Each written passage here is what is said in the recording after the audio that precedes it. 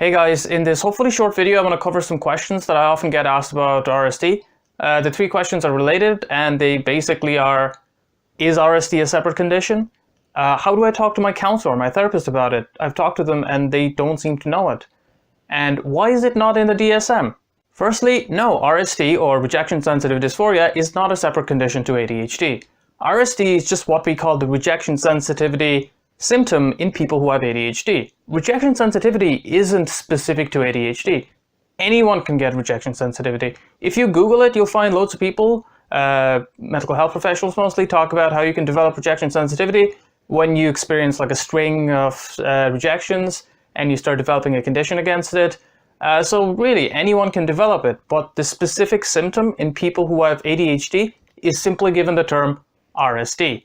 And you will not find RSD in the DSM. In fact, I don't think RSD will ever be put in the DSM.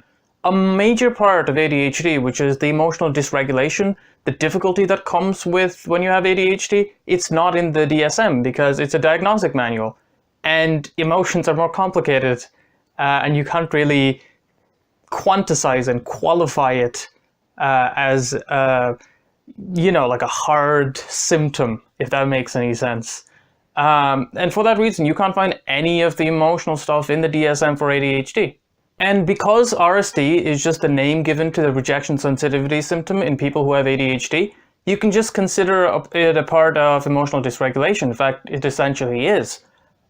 People with ADHD are quite hypersensitive, and because we're bad at dealing with emotions of ourselves and figuring out how others feel, we can, the two mix together and we often feel criticized or rejected when we aren't, and that is essentially what RSD is. So yeah, no, it's not a separate condition. It's just a name given to the specific problem, the rejection sensitivity problem that people with ADHD face more.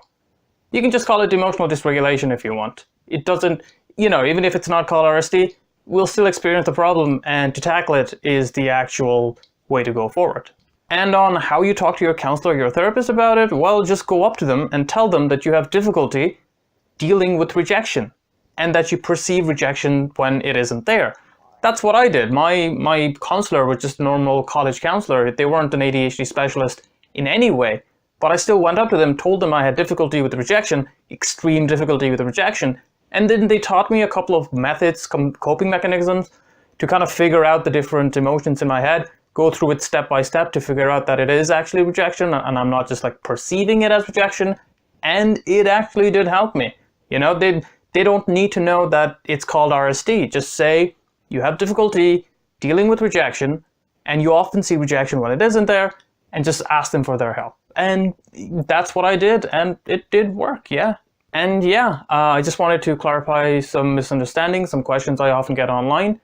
I hope that answered the questions you guys might have had, and thanks for watching.